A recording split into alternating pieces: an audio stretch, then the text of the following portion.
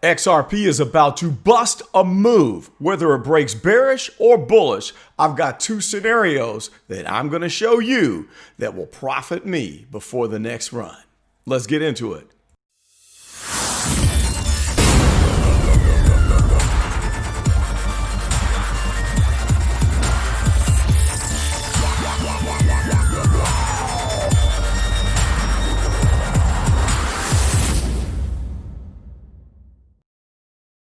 What is going on, my people? Carlton Flowers here, your crypto pro, back up in your face again to talk about XRP because the action is about to happen.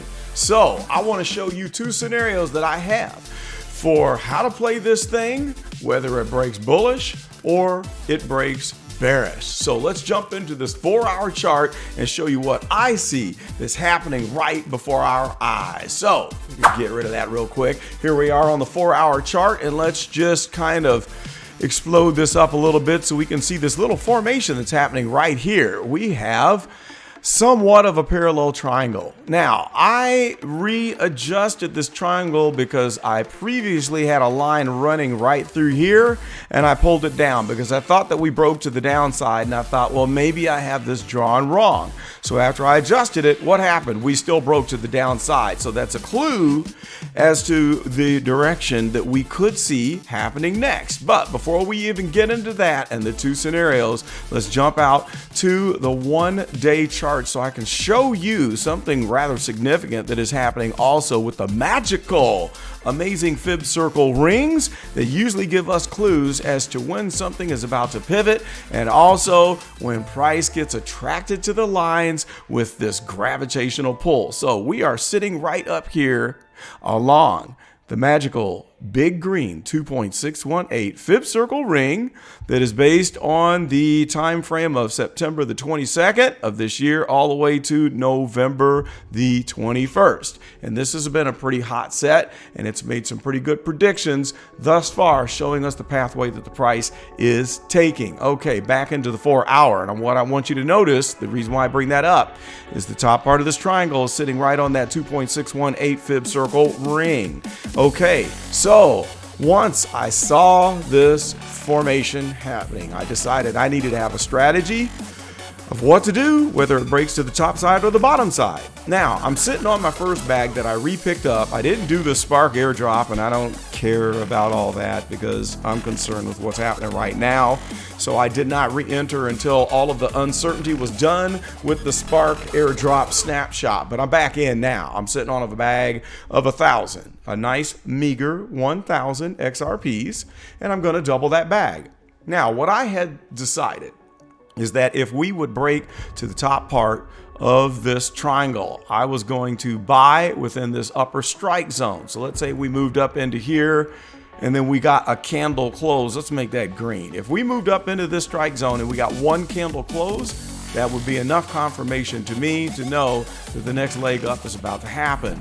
And plus, with the stochastic sitting right here, where it's been bouncing up and down, it looks like it's at a very interesting point where it can't really decide what it's going to do. At the moment, it just crossed over where the %K came over the slower line, the %D, the red, and it's pointing upward, which says that it might be taking a bullish swing, but that could change at any moment. So that is the bullish scenario. If I would purchase a bag in this zone, somewhere around 60 cents, I'd be sitting pretty because I think the next move is going to take it above $1. Bearish scenario. Let's see what would happen if we took a break to the downside, which it already looks like we have done because you can see that this red candle here has wicked and already touched into my lower strike zone.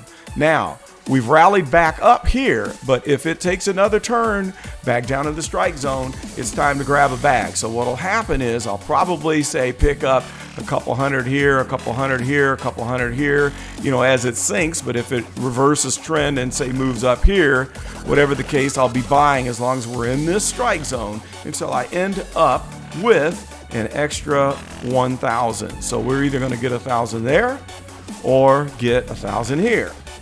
Either way, it's looking good. Now, if there was a break to the downside, let's clear all this out, And let's say we finish purchasing within this lower strike zone down here. Okay, here we are, strike zone. And then let's say that price broke out of this and fell. It's possible because we could possibly see price come down to this extension of this blue baseline. And if that happens, if we get a long period of consolidation and this falling wedge or falling flag formation would take us all the way out to this fib circle ring here, it's time to buy again. So I would probably tell you that I'm going to have another box here for the contingency of falling out of this lower strike zone, but I really don't see that happening.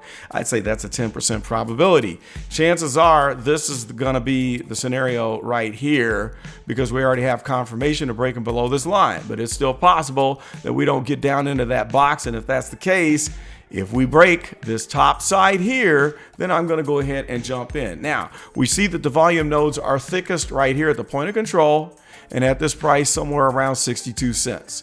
So there aren't any nodes other than this one right here, which is at the top of the strike zone. That's what, just below maybe 56 cents, which is why I've got my strike zone all the way to the edge of this node, because with that one sticking out, it could attract the price to that point.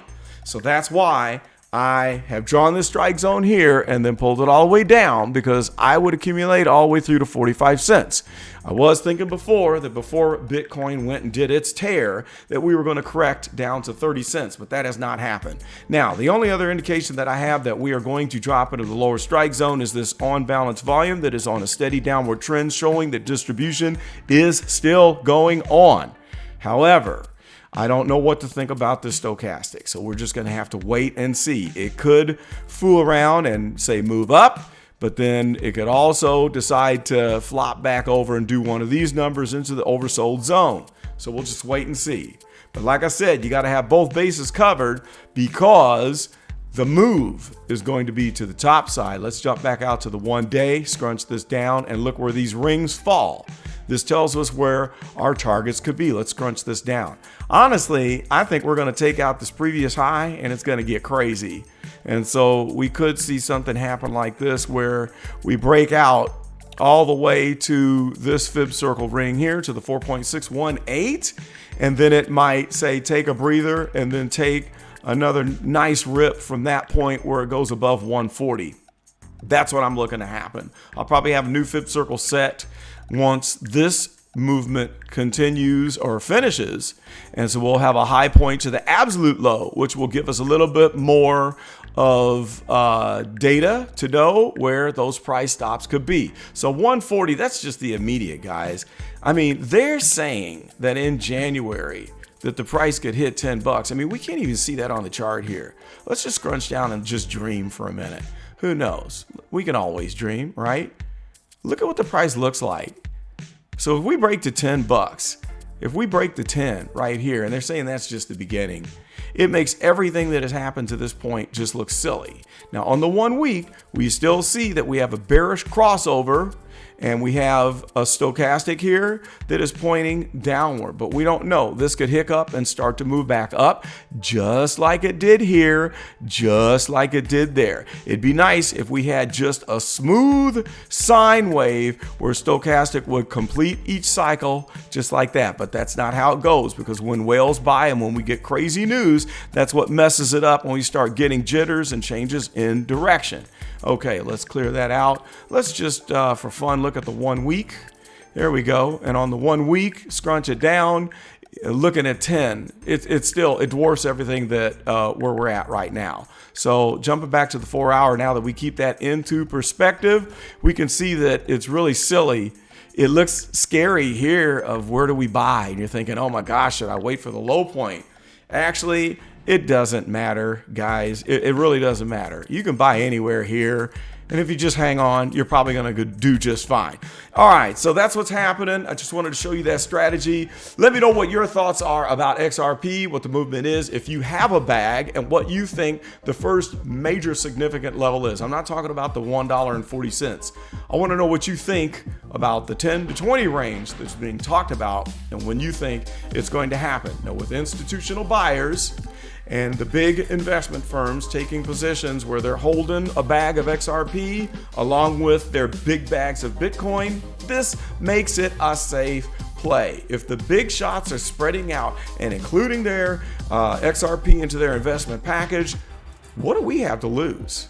I mean, you can lose everything and a black swan event can happen, but at least we know that this is a much safer play than some of those smaller picks that have the huge gain potential that only trade on Uniswap, for example. Well, anyway, that's all I got. Check out the TA on the Telegram group by searching for a #TA or a #bag so you can get the reports every time I purchase a new cryptocurrency as we're in this consolidation period heading into alt season. I'm excited. That's all I got for right now. This is Carlton Flowers, your Crypto Pro. Stay tuned. Talk to you next time. See ya.